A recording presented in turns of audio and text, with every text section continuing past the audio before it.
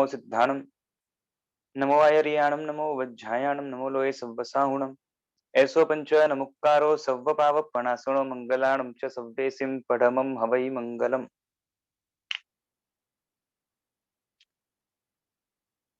યોગની બીજી દ્રષ્ટિનું વર્ણન ચાલી રહ્યું છે, જેમાં દરેક દ્રષ્ટિમાં બે વસ્તુની થોડી થોડી છણાવટ આવવાની જ છે. વૈરાગ્ય અને સંવેગ, એટલે નિર્વેદ અને સંવેગ, અને એનું અલગ અલગ એંગલોથી એ સ્પષ્ટીકરણ, ખુલાસો વગેરે પણ આવશે, જેથી કરીને અલગ અલગ એંગલથી વૈરાગ્યના કારણો અને સંવેગના કારણો ખ્યાલ આવે. કારણ કે આનાથી જ આખો મોક્ષ માર્ગ વણાયેલો છે. બરોબર છે. હવે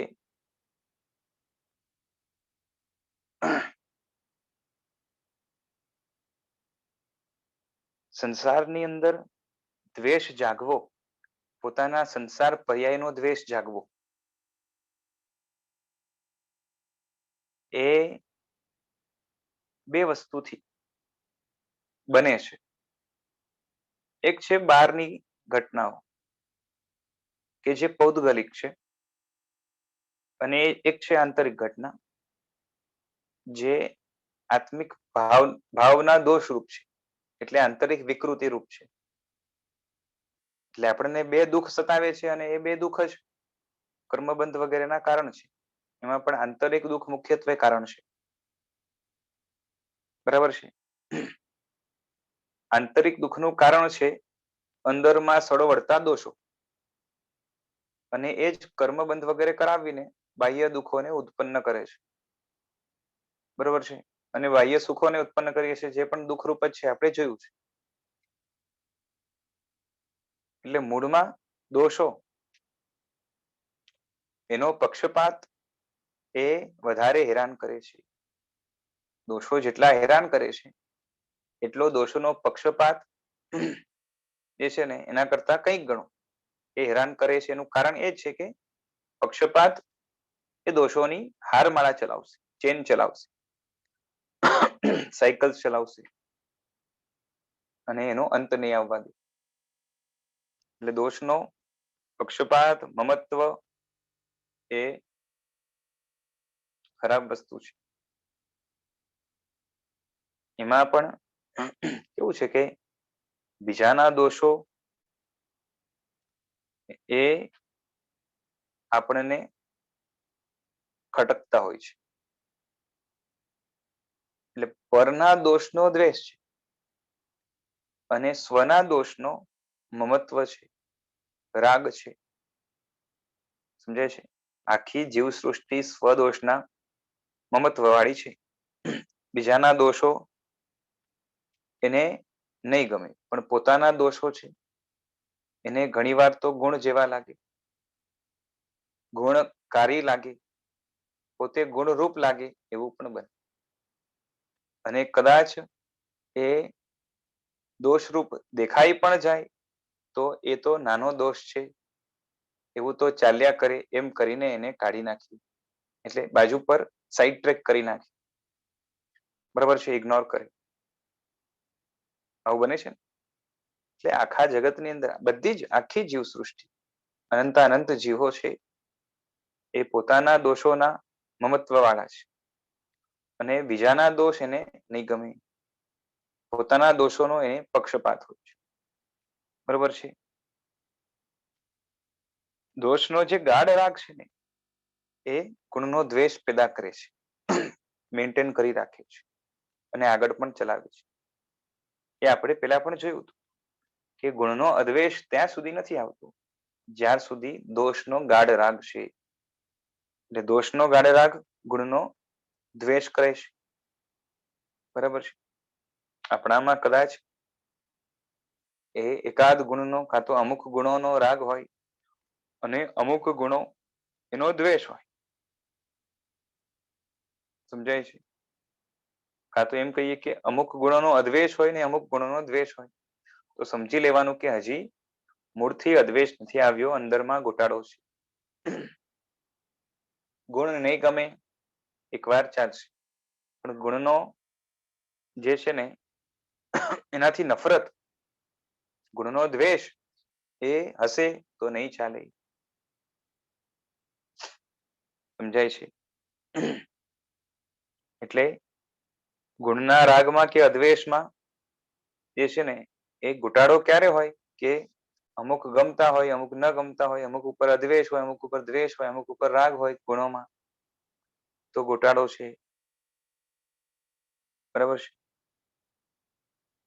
અને એના ઉપર ઇન્ટ્રોસ્પેક્શન કરવાની, એના સ્વરૂપને કાં તો હિડન એવા કારણો કે હેતુઓને જાણવાની જરૂર છે કે એ રાગ પણ થાય છે એનું કારણ શું. અને જો તને ગુણ જ ગમે છે તો પછી આ ગમે ને પેલા ન ગમે એવું કેમ બને છે? સમજાય છે?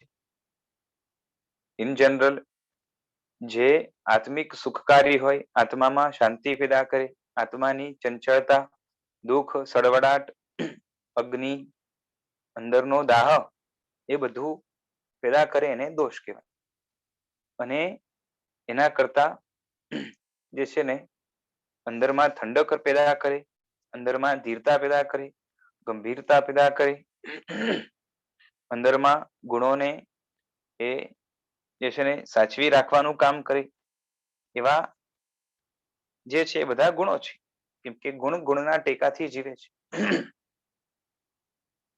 એટલે ગુણનો રાગ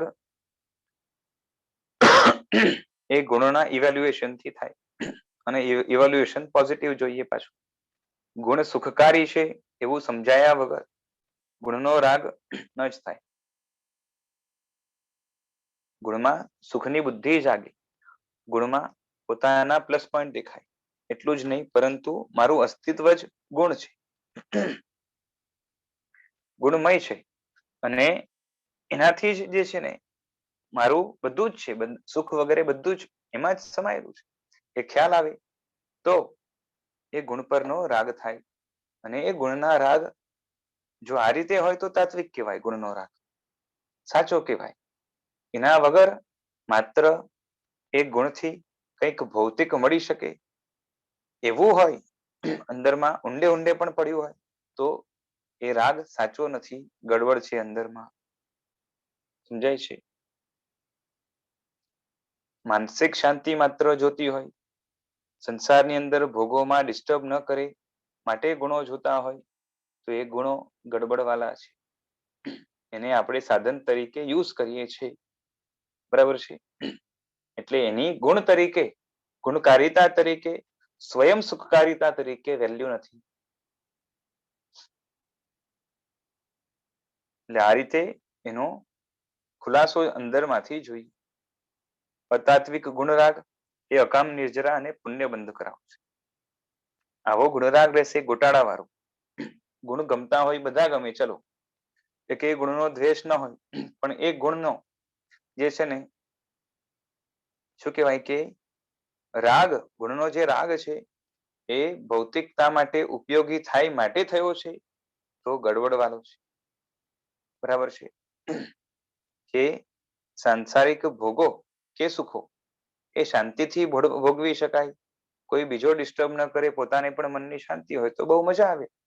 અને એના કારણે પીસફુલી સંસારમાં જે છે ને નિર્વાહ થાય, અને માટે એ બીજા સાથે ઝઘડો પણ ન કરે, અને જે છે ને બીજા દુઃખો સહન પણ કરી લે, બધા સાથે પ્રેમપૂર્વક વ્યવહાર પણ કરે, આગળ જઈને દીક્ષા લે એવું પણ બને, અને નિરતિચાર પડે પાડે એવું પણ બને કે ભાઈ મને જે છે ને એ રગઝગ ન જોઈએ, શાંતિ વાળું જીવન અહીંયા જોઈએ, એના વગર મજા નથી. તો એટલા માત્રથી એ તાત્વિક ન બની જાય, ઉલટાનું એ અતાત્વિક રહે. આ ગુણને કેળવીને મારું પૂતગલ રહિતનું અસ્તિત્વ મને પ્રાપ્ત થાય, જેથી કરીને મારી બધી જ દબાયેલી શક્તિઓ ખુલી જાય, ખીલી જાય પૂર બહારથી, અને અનંત પ્રમાણમાં છે, અને એ બધી જ સ્વમાં કેન્દ્રિત થાય, તો અંદરમાંથી જે આહલાદ ઉત્પન્ન થાય અને જે વિભુપણું પ્રાપ્ત થાય, પરમાત્માપણું પ્રાપ્ત થાય એ મને જોઈએ છે, કારણ કે એનો હું હકદાર છું, અધિકારી છું. સત્તા મારી ઉદ્ગલના કારણે કે કર્મના કારણે દબાયેલી છે, અને એ કર્મનો જે છે ને શું કહેવાય કે ઉપર અંકુશ ચલાવનાર કોઈ હોય, અંકુશ રાખનાર કોઈ હોય, કાં તો હુકુમત કરનાર કોઈ હોય, જે કર્મ સત્તા છે, સોરી દોષ છે, બરોબર છે. ટૂંકમાં કહીએ તો મોહ છે. એટલે દોષો છે એની જે છે ને આ રીતે ઓળખ હોય, અને માટે દોષનો જે સામ્રાજ્ય છે, દોષ રાજા બનીને બેઠો છે, એની જગ્યાએ ગુણને રાજા કરો તો આ બધું જ જે છે ને દોષની આખી ઇમારત છે ને એ કડડભૂસ થઈ જાય, અને એ સ્વશક્તિઓ બધી જ જે ઇમારત નીચે દબાઈ ગઈ છે બધી બારે આવે.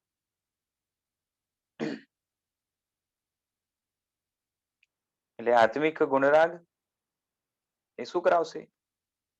અતાત્વિક જે ગુણરાગ છે એ શું કરાવશે? ગુણનો રાગ છે અતાત્વિક છે, ગુણને બંધાવશે, બરાબર છે.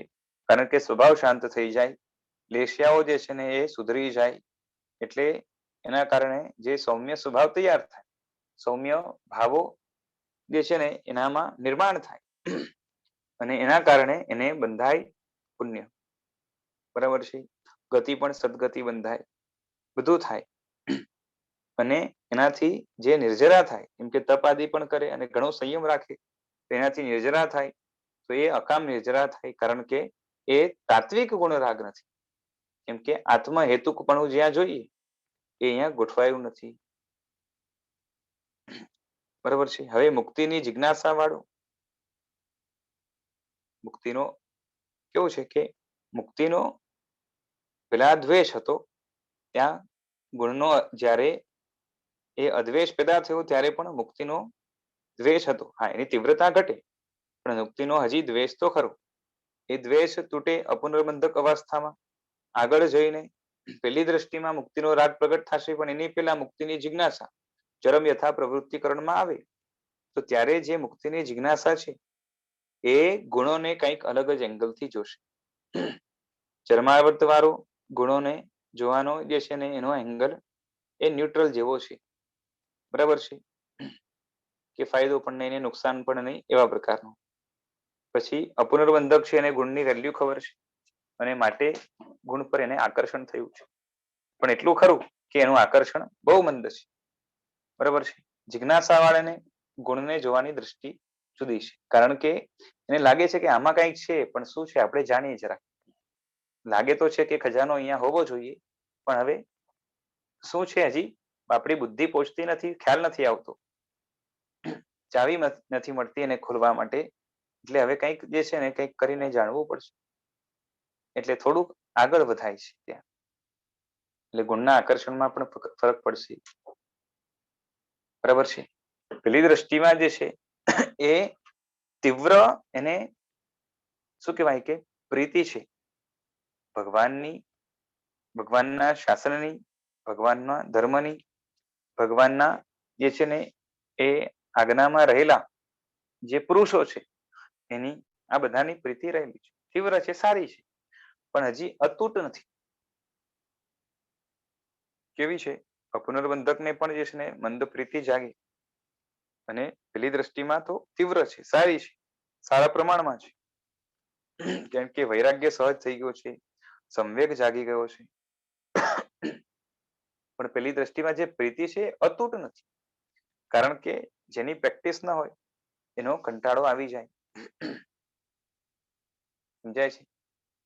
વિચાર કરો, આપણે પૈસાનો કેટલો પણ રાગ હોય, પણ નવા નવા ધંધામાં હોઈએ અને હજી જે છે ને એક તો નવું નવું જે છે ને આવડતું ન હોય, થોડું થોડું શીખતા હોઈએ અને લાગ્યા હોઈએ, તો સ્ટાર્ટિંગમાં આપણે લાંબુ ટકી શકીએ એવું ના હોય, વચ્ચે વચ્ચે થોડુંક આપણે વધારે બ્રેક લઈએ કેવું થાય, એટ એ સ્ટ્રેચ જે છે ને લાંબુ ચલાવી શકીએ એવું ના હોય.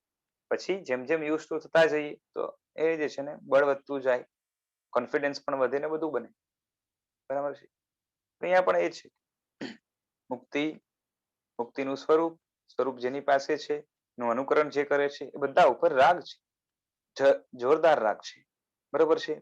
જે હજી જોઈએ એવી ભલે સૂક્ષ્મ ઓળખપૂર્વક નથી, પરંતુ એમાં પ્રીતિ જોરદાર જામી છે. એટલે પ્રીતિ છે, તીવ્ર છે, મજાની છે, પણ હજી અતૂટ નથી. બરાબર છે. કંટાળો આવી જાય છે અને માટે એ પ્રીતિમાં વચ્ચે વચ્ચે ખંડ પણ પડે. બરાબર છે. અને બીજી દ્રષ્ટિમાં એવું નથી. બીજી દ્રષ્ટિમાં અતૂટ પ્રીતિ થાય છે, તીવ્ર અને અતૂટ પ્રીતિ થાય છે. બરાબર છે. જેમ આપણે જોયું ને પેલી દ્રષ્ટિમાં છે ને એ એનામાં હીન ગુણનો અદ્વેષ આવે છે. એની પહેલા હીન ગુણનો દ્વેષ હતો. કે ગુણમાં જે હીન હોય, પછી ગુણહીનની એટલે ગુણ રહિતની વાત નથી. ગુણમાં જે હીન છે એટલે કે ઓછા ગુણો છે જેનામાં, ત્યાં એની જે છે ને ટેસ્ટિંગ થાય છે. એટલે ત્યાં એને તત્વનો અદ્વેષ પણ કીધો છે પેલી દ્રષ્ટિમાં. એટલે એની પહેલા એને તત્વનો દ્વેષ છે. તત્વથી શું લેવાનું પાછું? તત્વથી મુક્તિ કે ગુણ નથી લેવાના, કેમ કે એ પેલા આવી ગયું. અહીંયા તત્વથી ઉપાયો લેવાના છે મોક્ષ માર્ગના, જેની આપણે વાત થઈ હતી બંધનથી તૂટવાના, મુક્તિના જે ઉપાયો છે, અને કેવા કે સચોટ ઉપાયો છે, એવા ઉપાયો એનો પેલા જે છે ને ઇગ્નોરન્સ હતો. એટલે એ હવે અદ્વેષમાં કન્વર્ટ થાય છે. પેલી દ્રષ્ટિમાં અદ્વેષમાં તત્વનો અદ્વેષ સાથે હીનગુણનો અદ્વેષ, અને એટલે એ બે સાથે ચાલે. એટલે તત્વનો જો દ્વેષ હશે તો હીનગુણનો પણ દ્વેષ હશે. એ પેલી દ્રષ્ટિની પહેલા હોય છે. હીનગુણમાં કોણ લેવાના? તો કે ગુણિયલ લેવાના, પણ મંદ ગુણવાળા છે, આપણા કરતા ઓછા ગુણવાળા છે. એવા ક્યાં હોય? તો જનરલી શાસનની બારે બીજા ધર્મોમાં રહેલા હોય, અથવા તો આ શાસનની અંદર પણ જેની બુદ્ધિ પ્રજ્ઞા હજી એટલી ખીલેલી નથી, કાં તો નવા પ્રવેશેલા છે અને હજી બહુ ડેવલપમેન્ટ જેનું થયું નથી ગુણની દ્રષ્ટિએ, તો એ બધા જીવો એ ગુણમાં હીન હોય અને એના ઉપર આપણે જે દ્વેષ આવી જાય, તો એવું પેલી દ્રષ્ટિની પેલા બને છે.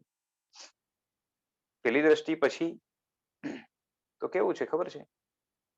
કે પેલી દ્રષ્ટિમાં આવે ને એટલે એને ખ્યાલ આવે કે આ મહાવ્રતો કેટલા વિશાળ છે, ઉપાયો કેટલા જે છે ને મોક્ષ માર્ગના કઠણ છે, અને જે છે ને અહીંનું જ્ઞાન કહો કે અહીંયા જેટલા પણ કેળવવા જોઈએ એવા ગુણો છે, એ મેળવવા સાચવવા બધું અઘરું છે.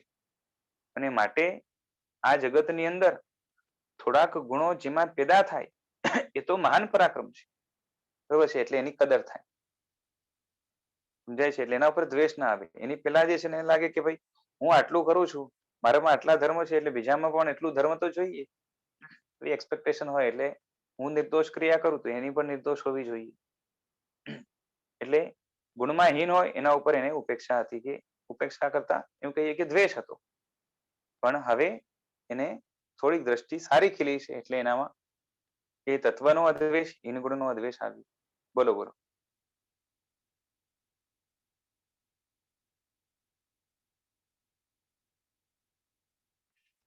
હા લીનાબેન.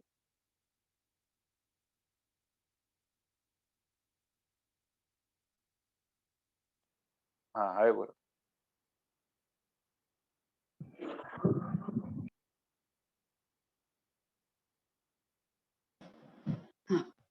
તો આપણે જે હીનગુણ અદ્વેષ પહેલી દ્રષ્ટિમાં છે, તો આપણા એ વખતે એટલા ગુણ ખીલેલા હોય, એટલી સમજ હોય કે આ મારાથી, આપણામાં બી એનાથી વધારે ગુણ પ્રગટ્યા હોય તો આપણને હીનગુણ પ્રત્યે અદ્વેષ આવે ને?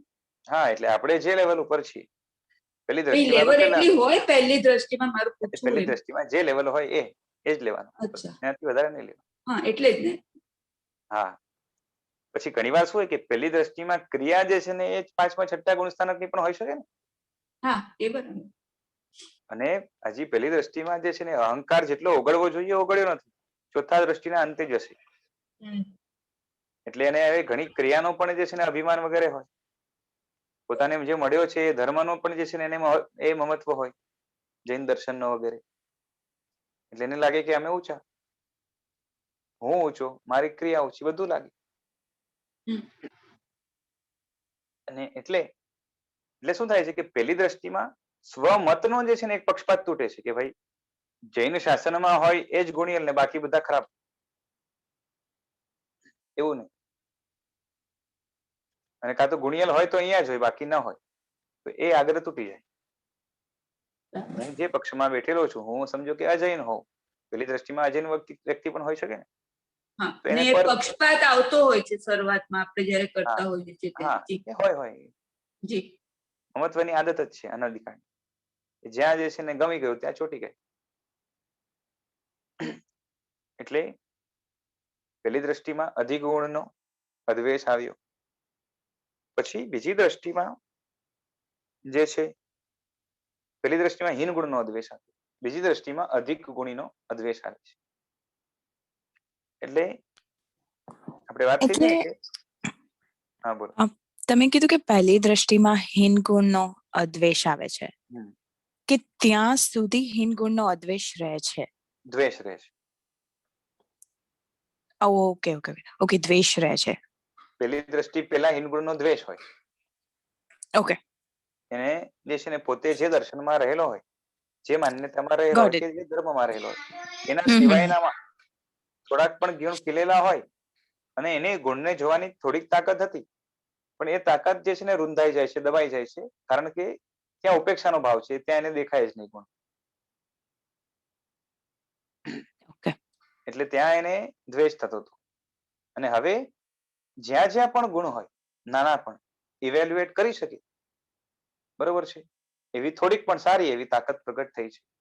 એટલે એને પરદર્શનમાં પણ લાગે કે એને લાગે કે હા આનામાં આ ગુણ છે.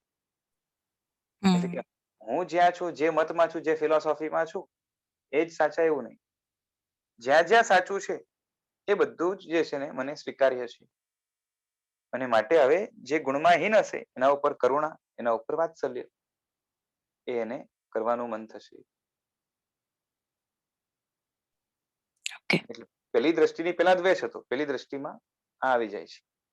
હવે બીજી દ્રષ્ટિમાં તો આપણે કીધું ને કે એને જો ગુણનો રાગ અપુનર્બંધકમાં આવી ગયો હતો, એના પછી વધ્યો, પેલી દ્રષ્ટિમાં ઘણો વધી ગયો. બીજી દ્રષ્ટિમાં હજી વધારે હોય ગુણનો રાગ, અને સંસારનો તો અતૂટ વૈરાગ્ય આવી ગયો છે. અને પ્રીતિ જાગી જે છે ને શું કહેવાય કે એ પ્રીતિ પણ એ તીવ્ર થઈ ગઈ છે, અતૂટ. બરાબર છે. તો અતૂટ પ્રીતિ છે અને સંસારનો વૈરાગ્ય પણ બીજી દ્રષ્ટિમાં ઘણો સારો એવો જામેલો છે. એટલે એને દોષનો દ્વેષ, ગુણનો રાગ, આ બધું સારી ક્વોલિટીનું બીજી દ્રષ્ટિમાં છે. બરાબર છે. એટલે ગુણ પર સારો એવો રાગ છે. અને માટે હવે કેવું છે ખબર છે, આપણે જે વસ્તુનો રાગ હોય, જનરલી સંસારમાં પણ શું બને છે કે મને પૈસાનો રાગ છે સમજો, બરાબર છે. તો એ પૈસાનો જ્યારે રાગ હોય ત્યારે જે આપણાથી પૈસામાં આગળ નીકળે અને કોન્ટેક્ટ વાળા હોય, એ આગળ નીકળે તો ઈર્ષા થાય, બરાબર છે. એક સ્પર્ધાનો ભાવ કે ઘર્ષણ, બરોબર છે. કોઈ પણ સમજો કે ઘણા ઓલા હોય ને, શું કહેવાય, ઘણી અલગ અલગ કન્ટ્રીઝની નોટો ભેગી કરતા હોય, હોબી હોય ને, પછી ઘણા પેલી ટિકિટ્સ ભેગી કરતા હોય. તો એ જે પણ હોય અલગ અલગ, તો એને ગમે છે. અને એમાંથી હવે એની સાથે કોઈ ટિકિટ કલેક્શન ચાલુ કર્યું ને આગળ નીકળી ગયો, તો એને અંદર બળતરા થાય થોડા. એ કોમ્પિટિશનના ભાવથી એને મૂળથી ગુણ તો જોરદાર ગમે છે.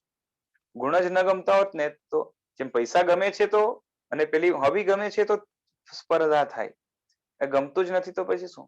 એટલે ગુણ ગમવાના કારણે જે છે ને એને અધિક ગુણીનો દ્વેષ હતો પેલી દ્રષ્ટિ સુધી, જે બીજી દ્રષ્ટિમાં ચાલ્યું જાય છે. સમજાય છે?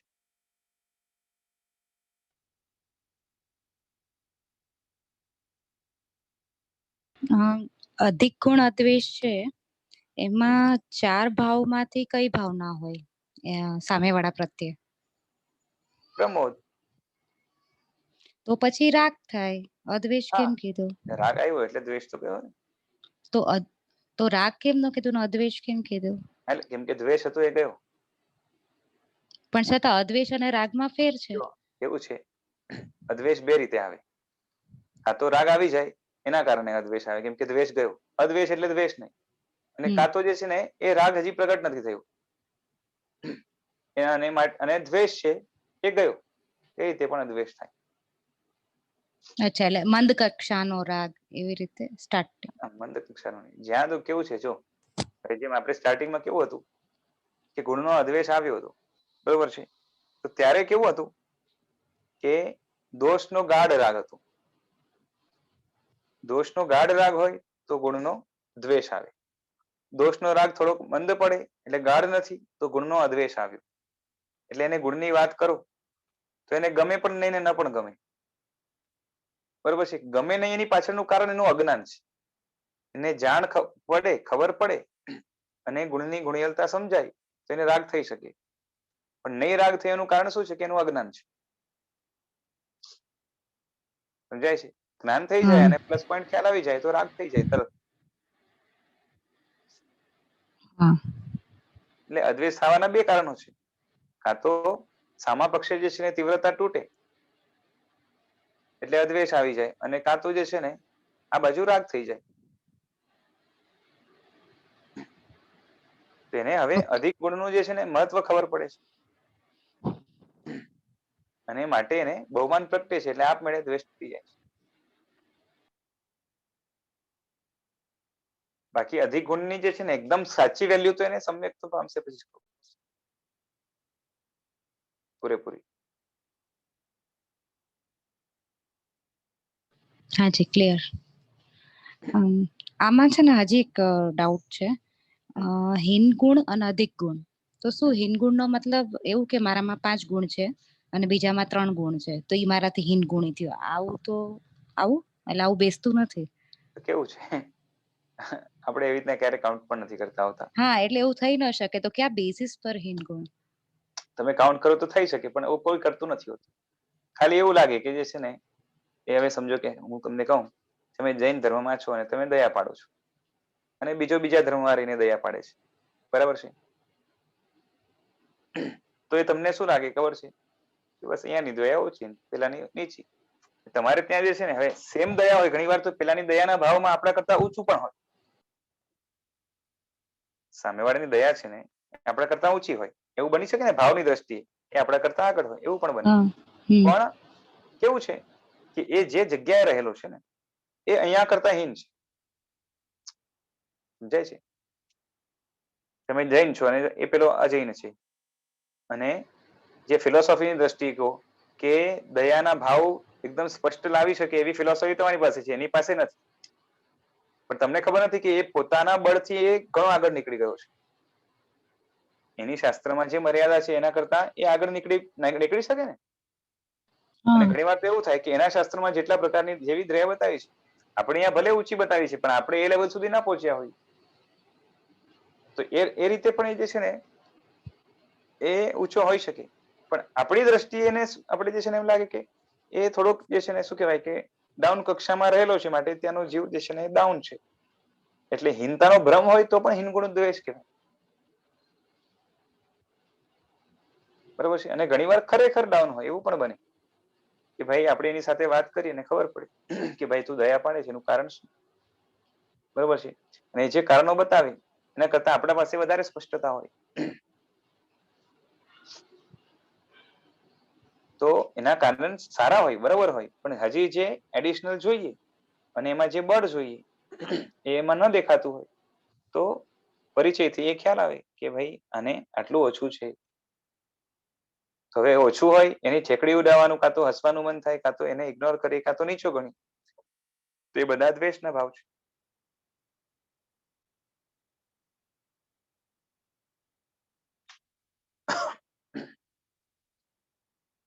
ખ્યાલ આવ્યો? હા. એટલે હીન તરીકે એનો જે છે ને અધિક થોડોક હોય એને હીન તરીકેનો ભ્રમ પણ હોઈ શકે અને ખરેખર પણ હીન હોય શકે. પ્રાય 4 છે ને 5 છે એવી કોઈ કાઉન્ટિંગ આપણે જનરલ વ્યવહારમાં પણ કોઈ કાઉન્ટિંગ પોસિબલ બી નથી ને, કારણ કે શું કરો તમે હવે કાઉન્ટ? આપણને તો આપણા ગુણ ની ન ખબર હોય તો સામેવાળાના ગુણનું કેવી રીતે એવેલ્યુએટ કરશું?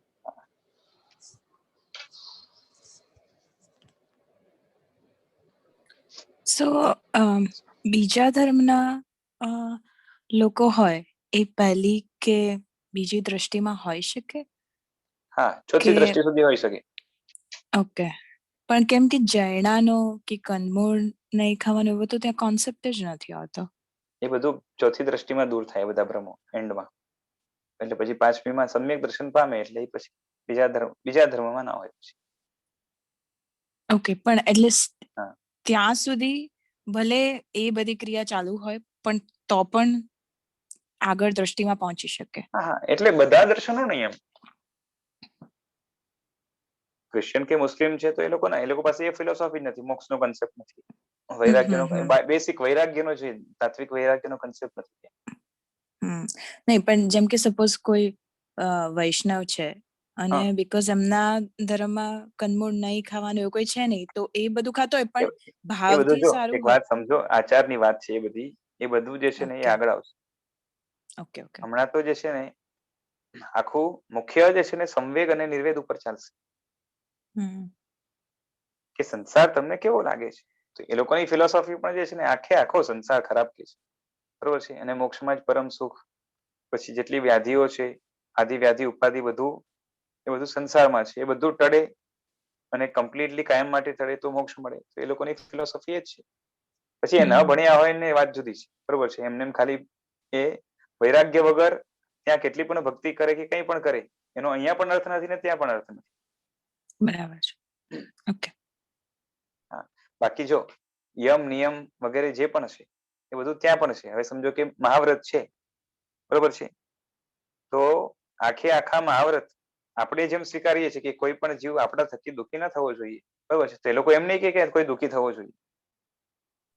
સમજાય છે? કરેક્ટ. આખા અખંડ પૂરેપૂરા મહાવ્રત જે છે ને એ સાધના તરીકે પૂરી સાધના કરવી હોય એને સ્વીકારવા જોઈએ એવું એ લોકો પણ માનશે. પછી એમાં શું છે કે આચારમાં એ કઈ રીતે જે છે ને, કેમ કે અમુક જ્ઞાનની ખામી હોય, જેમ છે ને તમારી ઈચ્છા હોય પણ તમને ખબર જ ન હોય કે આ વસ્તુમાં હિંસા છે, તો એને તમે જે છે ને એ ન જાણતા હોય એટલે તમારે હિંસામાં ઇન્ટરેસ્ટ નથી, ઇન્ટેન્શનમાં ગડબડ છે જ નહીં, તમને જ્ઞાન એ મળ્યું નથી, બસ એટલી જ વાત છે. એટલે એના થકી જે છે ને તમે એટલા દોષિત નથી થતા.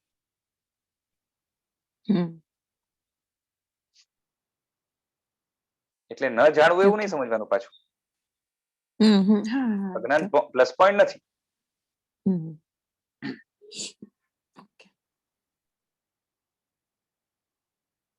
જાણીએ તો વધારે પાપ લાગી, પણ જાણીએ તો વધારે પાપથી બચી શકીએ.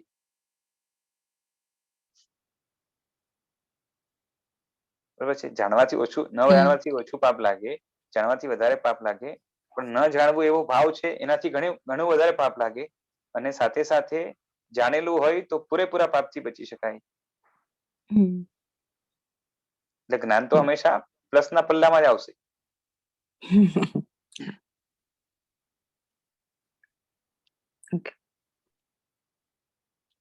હા, શું ચાલતું હતું આપણે કે અધિક ગુણ છે એનો અદ્વેષ આ બીજી દ્રષ્ટિમાં આવે છે, બરોબર છે. અને આમ તો પેલી દ્રષ્ટિમાં પણ જે હિનગુણનો અદ્વેષ હતો ને એ હિનગુણ પ્રત્યે એક વાત્સલ્યનો જે ભાવ છે, કરુણાનો ભાવ છે, એ આંશિક રાગ રૂપ જ છે. એના પ્રત્યે કેરિંગની ફિલિંગ, થોડુંક બહુમાન કે આટલું તો એને પ્રાપ્ત કર્યું આ સંસારની અંદર, બહુ અલ્પ જીવો મળે છે આવા, તો એક જાતનો એક આકર્ષણ, રાગ, વાત્સલ્યનો ભાવ બધા રાગરૂપ જ છે, બરાબર છે. એટલે એ રાગના કારણે જ અદ્વેષ છે પેલી દ્રષ્ટિમાં પણ, મંદ રાગના કારણે.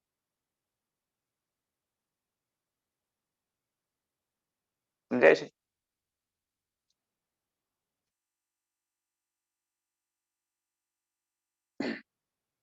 હવે સ્પર્ધાનો ભાવ ટાળવો હોય ને ત્યારે પાછું હજી અહંકારને હજી જીતવું પડે, બરાબર ને? એ દ્રષ્ટિમાં ટળી જાય છે આ જે ગુણ પ્રત્યે પણ, ગુણમાં જે આગળ નીકળે, બરોબર છે, એના પ્રત્યે એક ઈર્ષાનો ભાવ, તો એ ટળવામાં જે છે ને અહંકારને ઘસાવવું પડે હજી. પેલા સ્વમતનો રાગ હતો, બરોબર છે, ને હવે સ્વપક્ષપાત છે કે હું અધિક, મને અધિક મળવું જોઈએ, હું હકદાર વધારે છું અધિકનો, આવું બધું અંદરમાં પડ્યું છે. અને એ ટળે તો અધિક ગુણનો અધિવેશ આવે, ઉલટાની અધિક ગુણની જે છે વેલ્યુ થાય, પ્રીતિ જાગે, અને બહુમાન કરવાનું મન થાય, પ્રમોદ આવે.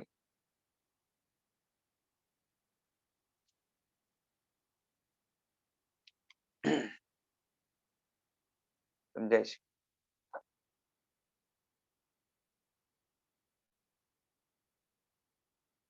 અને મેન એ સુખ દુઃખ અને ગુણ દોષ આના આધારે જે છે ને એ મોક્ષ માર્ગના બધા જ માઇલસ્ટોન્સ ચાલશે અને એના આધારે સંવેગ અને નિર્વેદ છે. બરોબર છે. પછી એને કયું પ્રાપ્ત કરવું, કયું છોડવું, એના માટે આચારો આવશે, બધું આવશે. બરોબર છે. એટલે વૈરાગ્ય અને સંવેગ એ બધી જગ્યાએ વણેલું રહેવાનું છે. બરોબર છે. જેમ આપણે જોયું ને કે બંધન રૂપ છે બધું જ, એમાં આખું જગત અશુચિમય પણ છે. વૈરાગ્યના અનેક કારણો છે, એમાંથી આ પણ એક કારણ છે. આખું જગત કેવું છે કે અશુચિથી ભરેલું છે. બરોબર છે. માટે એમાં કઈ સાર નથી. જેમાં આખું જગત સંયોગના કારણે દુઃખથી ભરેલું છે. પછી આપણે બંધન રૂપ છે, પ્રતિબંધ રૂપ છે, પરાધીનતા રૂપ છે. બરોબર છે. એ જ રીતે અશુચિ રૂપ પણ છે. બરોબર છે. હા, પછી એવું હોય કે કોઈક વસ્તુ વધારે રુચિકર હોય, કોઈ ઓછી રુચિકર હોય, કોઈ સાધનામાં હેલ્પ કરે, કોઈ સાધનામાં બાધક બને. પણ માત્ર સાધનામાં હેતુ કે કારણ બને એટલા માત્રથી એ શુચિમય સારું રૂપ બની જાય એવું નથી. બરોબર છે તો બધું જ એઠવાડ રૂપ જ સમજાય છે. બધું જ અનંતિવાર, એ પણ અનંતાનંત વાર ભોગવાઈ પણ ગયું છે, વિસર્જન પણ થયું છે. એટલે નથિંગ ઇઝ ફ્રેશ. કઈ નવું નથી, બધું રિસાયકલ થઈ થઈને આવ્યું છે. અને એ રીતે તમે ફ્રેશ કહો તો વાત જુદી છે. બાકી એ શું કહેવાય કે બધું એઠવાડ રૂપ છે. આવે છે ને સ્તવનમાં, જળ ચલ જગતની એઠનો ન ઘટે તુજને ભોગ હોમી. કે આખા જગતનું જે એક તો બધું જળ છે. બરોબર છે. આપણી અંદર સાથે રહીને જે છે ને એને આપણે ચૈતન્ય રૂપ બનાવીએ છીએ. બાકી એનામાં કોઈ જે છે ને સેન્સિબિલિટી નથી. અને ચલ એટલે ચલિત થાય, એટલે કે વિખેરાઈ જાય, કાયમ ટકે નહીં, અનિત્ય. અને જગતની એઠવાડ એટલે અસુચિ રૂપ છે. અને આ બધાનો ભોગ તને જે છે ને ઘટે નહીં, એવો ઉપદેશ આપે છે સ્તવનમાં. બરોબર છે. એટલે સૂચિમય કઈ નથી, સાર કઈ નથી, બધું એઠવાડ રૂપ છે. કે કંઈ પણ તમે ધર્મના આલંબન લો કે કંઈ પણ લો, તીર્થંકરોના શરીર પણ છે, પરમાર્થથી એઠવાડ રૂપ છે. બરાબર છે. વ્યવહારથી ભલે ને જે છે ને એ અત્યંત તેજસ્વી, અત્યંત બળવાન, અત્યંત સૂચિમય વગેરે હોય, પણ પરમાર્થથી તો બધું જ એઠવાડ રૂપ છે. બરાબર છે. અને માટે એમાં સાર નથી, એ લાગવું જોઈએ અંદરથી. તો વૈરાગ્ય એ ટકેલો રહે. અને આ બધું ખાલી વિચાર કરવાનું છે એવું નથી. વિચારવા માટેના પોઈન્ટ છે, ખાલી એટલું જ નથી. હકીકત છે, એને અપનાવવાનું છે, અંદરથી એક્સેપ્ટ થવું જોઈએ. અને વૈરાગ્યની વૃદ્ધિથી જ જે છે ને સંવેગ એ ટકે છે. પેલા તો પ્રગટે છે, આગળ જઈને ટકે છે. અને છેલ્લે તો જે છે ને બે એકમેક થઈ જાય છે. અપુનર્બંધક છે, એને 1% જેવો વૈરાગ્ય છે. બીજી દ્રષ્ટિમાં 100% જેવો વૈરાગ્ય છે. એટલે વિચાર કરો કે આમ 2-4 સ્ટેપમાં કેટલી પ્રગતિ કહેવાય. 1% થી 100%. બરાબર છે. અપુનર્બંધકને તો જે કીધું ને કે એકદમ જ છે ને મનાક, એકદમ ઓછું, જરાક, એ વૈરાગ્ય છે. અને તમે પછી એને મેટર વાઇઝ લ્યો કે સ્ટ્રેન્થ વાઇઝ લ્યો, બળ પણ ઓછું છે વૈરાગ્યનું, અપુનર્બંધક. અને વૈરાગ્ય માટેનો જે છે ને એની પાસે એંગલ કે સમજ પણ છે, એ સાચી છે, પણ હજી બહુ જેટલી જોઈએ એટલી ઊંડાણ વાળી નથી. પછી કેમ કે અંદર નું ખ્યાલ ન હોય, અને એને બુદ્ધિથી પકડવાની એટલી તાકાત પણ હજી પ્રગટી ન હોય, કારણ કે ભવાભિનંદીપણું જામ છે. બરોબર છે. પહેલી દ્રષ્ટિમાં સહજ વૈરાગ્ય છે, પણ એ હજી 100% નથી. અને બીજી દ્રષ્ટિમાં 100% વૈરાગ્ય થઈ જાય છે, એટલે પૂર્ણ વૈરાગ્ય થાય છે. એમાં હવે એના કારણે જે છે ને એ ધર્મ ક્રિયામાં, એ પ્રીતિના ભાવોમાં ધર્મ આદિની છે અતૂટતા રહે છે, એનું કારણ આ છે. કારણ કે આકર્ષણ બીજે હોય તો અહીંથી તૂટે, કંટાળો આવે. બરાબર છે.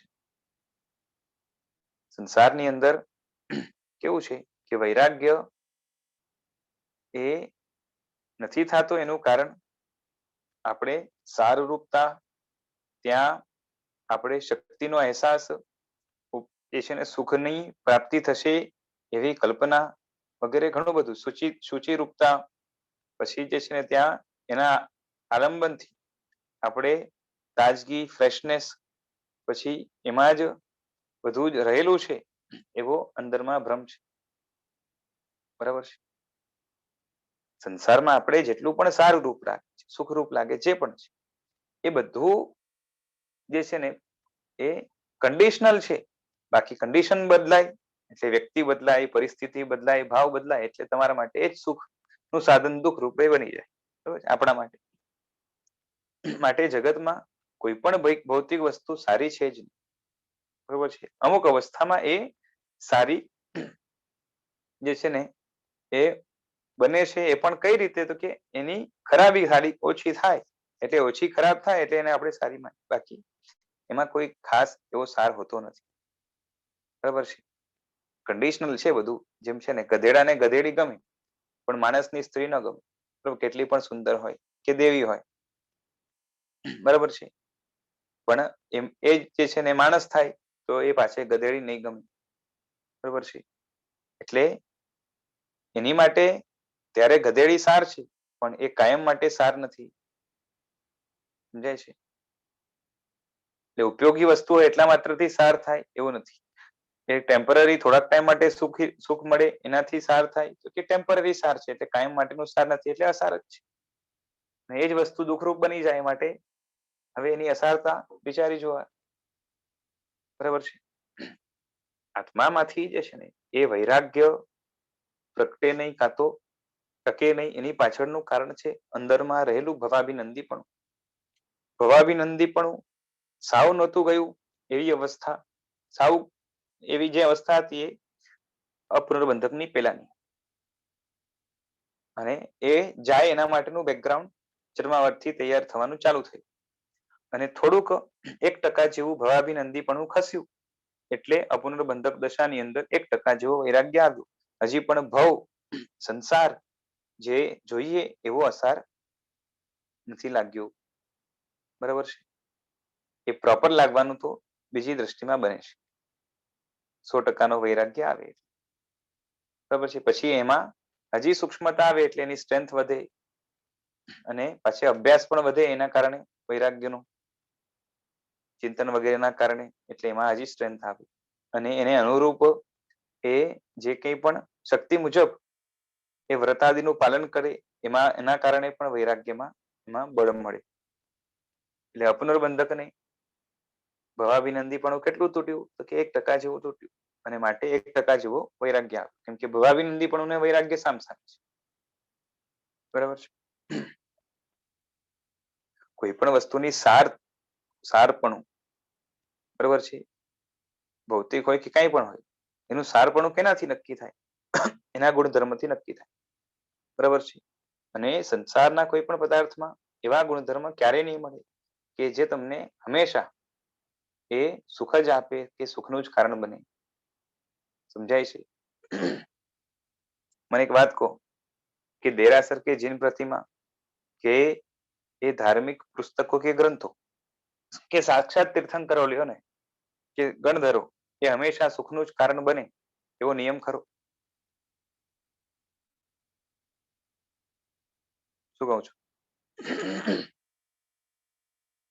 સુખનું જ નિમિત્ત બને કે સુખનું જ કારણ બને?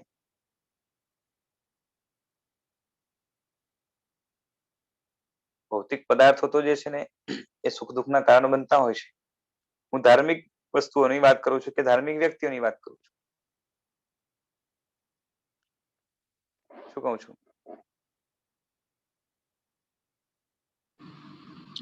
આમ એવું લાગે કે તીર્થંકર ગણધરો જે સૌથી શ્રેષ્ઠ આપણે એની અનુલક્ષીને વાત કરીએ હા. તો જે ભવાભિનંદી જીવ છે એની માટે હમ. સુખનું કારણ નહીં બને, નહીં બને. અને બાકીના જે ભવાભિનંદી નથી અને જેને અધ્યાત્મ માર્ગ ગમે છે એની માટે ચોક્કસ સુખનું કારણ બનશે. બરોબર છે. એટલે એ જ થયું ને, કન્ડિશન્સ એપ્લાય. હમ બરોબર છે.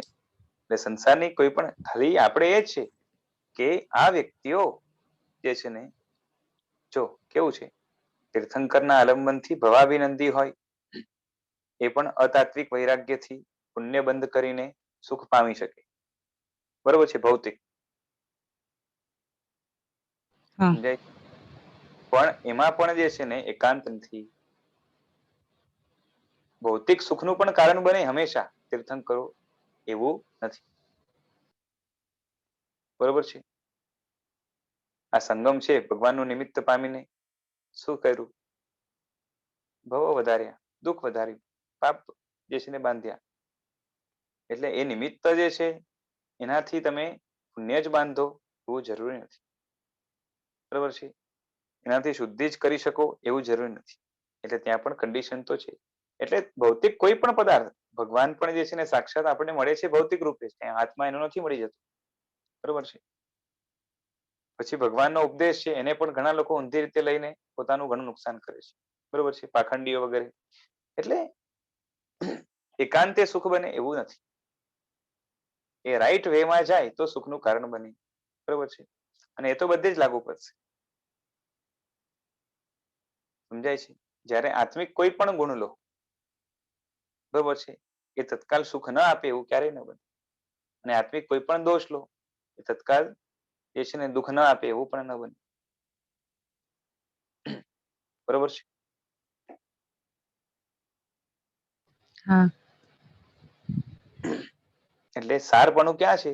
આના ઉપરથી ખ્યાલ આવવું જોઈએ. એકાંતે, આ તો વ્યવહારથી આપણે કહીએ કે મોટે ભાગે જેટલા જીવો તરે છે એ આ નિમિત્તોથી તરે છે. બરોબર છે. તીર્થંકર આદિના નિમિત્તોથી તરે છે, ધર્મ સામગ્રીના નિમિત્તોથી, ગણધર આદિ, આચાર્ય આદિના નિમિત્તોથી તરે છે. જેટલા પણ તરે છે એમાં મોટે ભાગે. બરોબર છે. અને માટે એને આપણે એ શું કહેવાય કે ધર્મના સાધન તરીકે માનીએ છીએ, ધર્મમાં ઉપયોગી માનીએ છીએ, ધાર્મિક પ્રગતિમાં સહાયક માનીએ છીએ. સમજાય છે? કેમ કે વ્યવહાર એ મોટે ભાગને જુએ.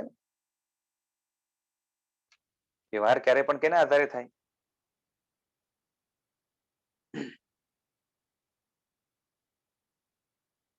મેજોરિટીના આધારે. ખ્યાલ આવે છે?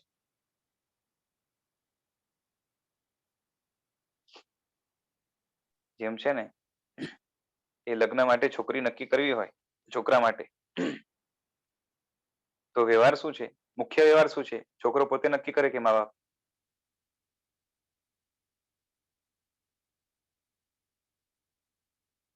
શું કહું છું?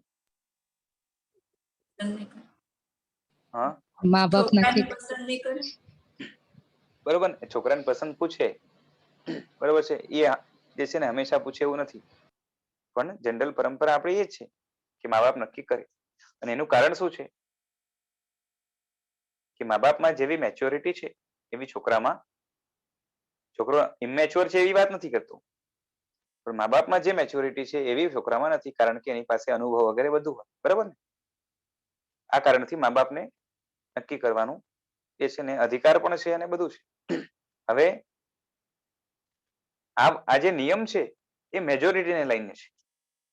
ઘણી વાર એવું હોય કે છોકરો મા બાપ કરતા વધારે હોશિયાર હોય, હોઈ શકે નહીં? હા. બરોબર છે.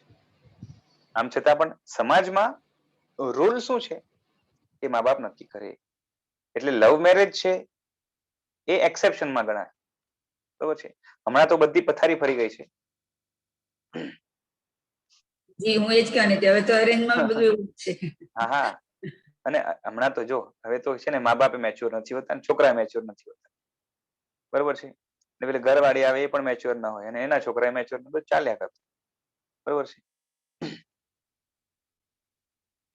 એ બધું અસ્તવ્યસ્ત પણ થઈ ગયું છે અને એ કાળનો પ્રભાવ પણ છે ને બધું છે. પણ આજે પરંપરાથી જે ચાલતું હતું એમાં શું હતું? મા બાપ નક્કી કરે. અને એ સમાજનો નિયમ જ હતો. બરોબર છે. જો ગાંધર્વ વિવાહ લવ મેરેજ જે છે ને એ પણ થતા, પણ તમને બહુ રેર કેસ મળશે as compare to arrange marriage. સમજાય છે? પછી મા બાપ ન હોય, કાં તો સાથે ન હોય, અને એવા કોઈ કન્ડિશન હોય અને ત્યારે કરવા પડે ને એ બધી વસ્તુ જુદી. પણ એમાંય છતાંય એ સલાહકાર વડીલ વગેરે બીજા હોય સાથે.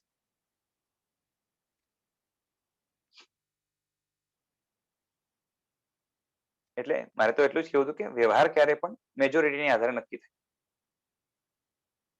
બરોબર છે. મેજોરિટી કઈ રીતે લેવી, કઈ રીતે વ્યવહાર બાંધવા, એમાં પણ આપણે વિવેક જોઈએ પાછું. બરોબર છે. આજ સુધી દેવગુરુના આલંબનથી વધારે લોકો તર્યા કે ડૂબ્યા?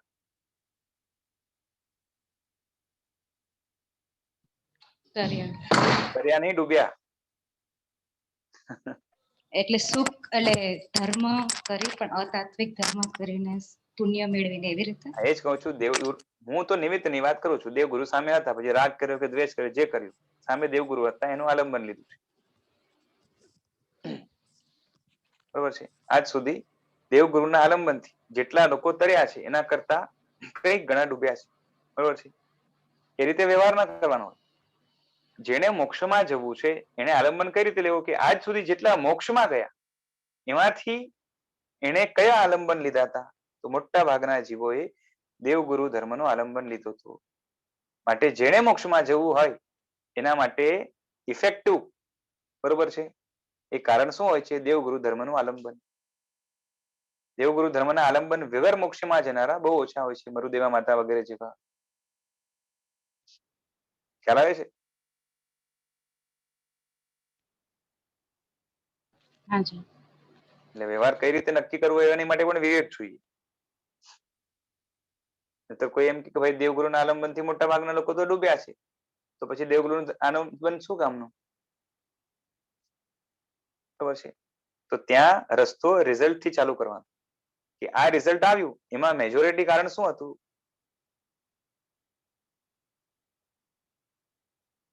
ખ્યાલ આવે છે?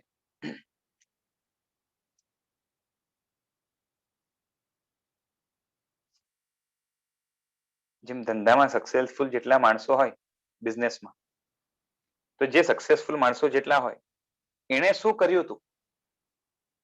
બરોબર છે. તો એમાંથી મેજોરિટી લોકોએ જે કર્યું હોય તો એના આધારે આપણે નક્કી થાય કે આના આધારે જે છે ને બિઝનેસમાં આગળ વધાય છે. પણ એ લોકોએ જે કર્યું હોય એવું તો ઘણાએ કર્યું હોય, બરોબર છે, અને એમાંથી મોટે ભાગે ફેલ થયા હોય.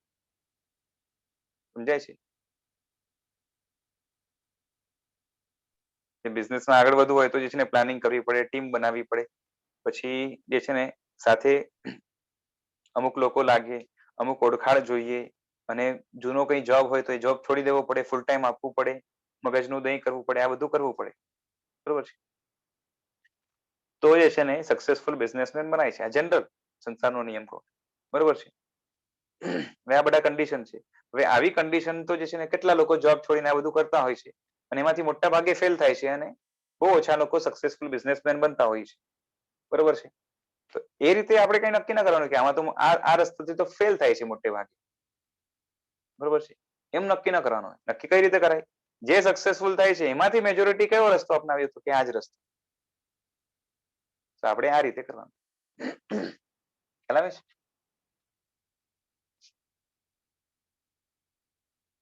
તો શું ન કરવું હોય ને તો એ કારણ દેવું પડે કે આ લોકો તો વધારે ફેલ હા, એ પછી એવા હોય બાનાબાજી.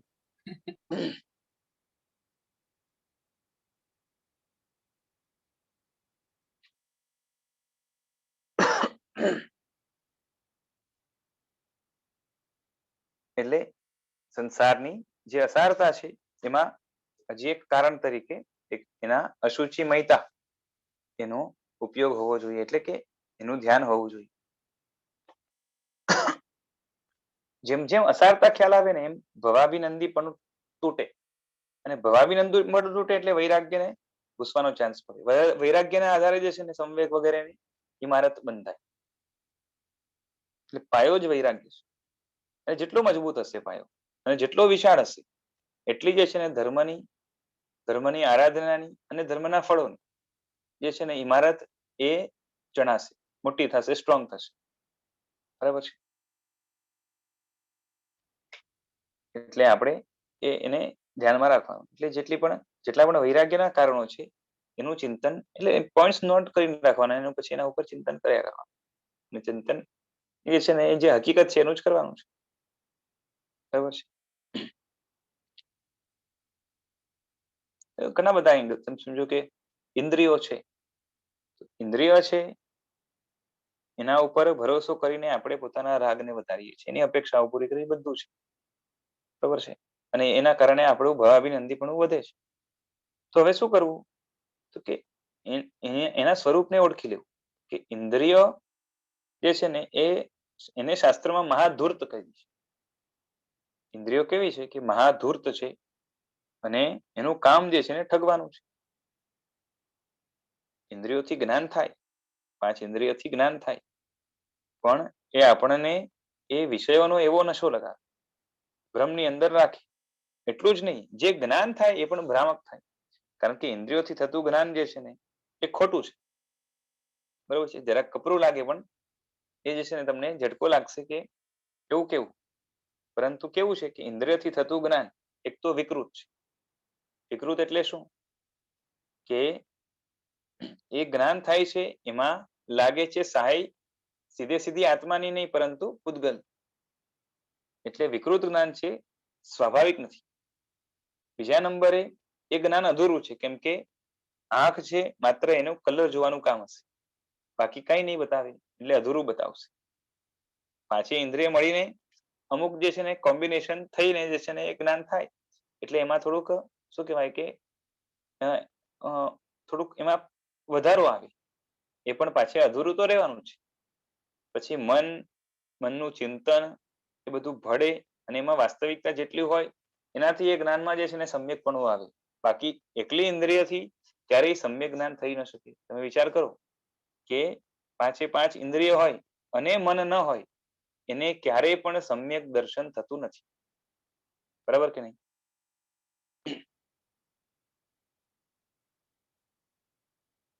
શું કહું છું? અને સમ્યક દર્શન ન હોય તો જ્ઞાન પણ સમ્યક ન કહેવાય. એટલે એ અધૂરું છે અને સમ્યક નથી, એટલે મિથ્યા છે, એટલે ભ્રામક છે. અને જે દેખાય છે ખરેખર એમાં પણ જે છે ને કેટલા ભ્રમો હોય છે. સમજાય છે? જેમ છે ને કેસર હોય, કેવા કલરની હોય? કેસર છે ને કેવા કલરની હોય? કેસરી રેડિશ જે હોય. બરાબર છે. કેસરી હોય કાં લાલ હોય, દેખાતા તો લાલ હોય. હવે તમે જે છે એને પલાળીને જે છે ને આખા પેપર ઉપર ભૂસો અને સાફ કરી દો, કલર કેવો લાગે? લાલ આવશે કે યલોઇશ? બરાબર છે.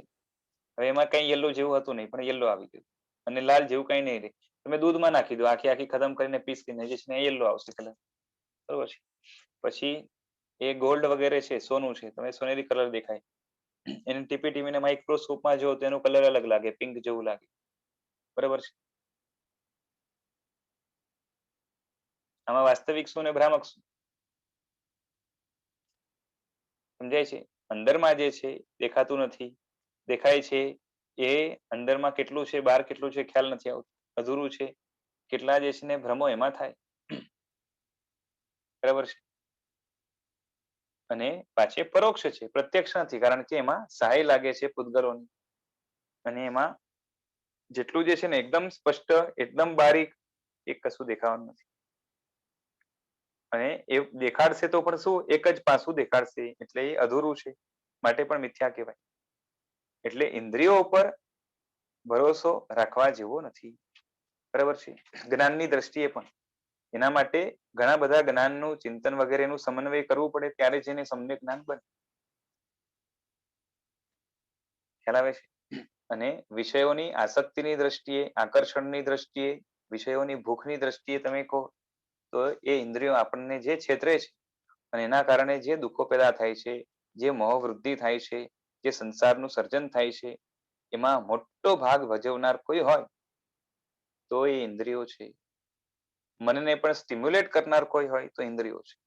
શરીરની જેટલી ડિમાન્ડ નથી, ઇન્દ્રિયની એટલી ડિમાન્ડ છે. બરાબર છે. અને મનની વિશાળ ડિમાન્ડની પાછળ પણ એ બેકગ્રાઉન્ડ તરીકે ઇન્દ્રિયોનો બહુ મોટો રોલ છે. મનની ડિમાન્ડ આમ ઇન્દ્રિયો કરતા ઘણી વિશાળ, પણ એની પાછળ જે છે ને રોલ કોનો? કેમ કે સમજો કે મન જે છે ને આખી દુનિયા કબજે કરવા ઈચ્છે છે, બરોબર છે. એની પાછળનું કારણ શું છે? કે બધું મારા કબજે હોય તો મને બધું ભોગવવા મળે, સ્વતંત્રતાથી હું ક્યાંય પણ જઈ શકું, મારા મતે બધું અનુકૂળ થઈ જાય. અને અનુકૂળતાનો જે છે ને એની વ્યાખ્યા શું? તો કે બસ ઇન્દ્રિય અને શરીરના ભોગો, બરોબર છે. અને શરીરના ભોગો બહુ અલ્પ છે. ભૂખ, તરસ ને થાક, અને ક્યારેક ક્યારેક જે છે ને વાગી જાય કે કંઈક હોય તો મલમ પટ્ટી વગેરે, બીમારીમાં દવા. અને એ પણ જે છે ને એકવાર થઈ ગયું પછી બહુ વાંધો ના આવે, ઘણા ટાઈમ સુધી હેરાન ન કરે. ઇન્દ્રિયોની સતત ડિમાન્ડ ચાલુ અને એને આપ્યા કરો એ પૂરી જ ન થાય.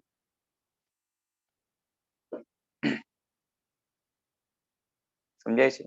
ઇન્દ્રિયો ડિમાન્ડની ખાણ છે, ભૂખની ખાણ છે, તૃષ્ણાની ખાણ છે, અને ક્યારેક ખૂટે નહીં એવી એની ડિમાન્ડ હોય છે.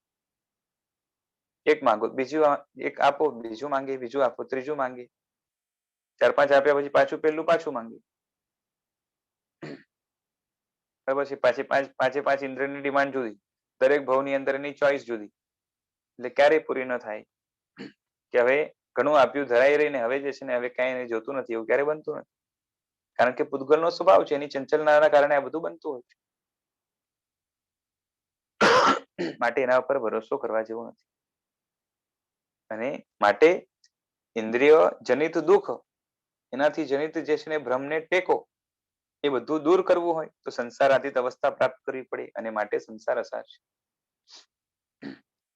ચલો, આજે સમય થયો છે, રાખીએ. જીનાર્દન વિરુદ્ધ કંઈ બોલાયું તો મિચ્છામિ દુક્કડમ. પ્રણામ. ગુરુજી, થેન્ક યુ.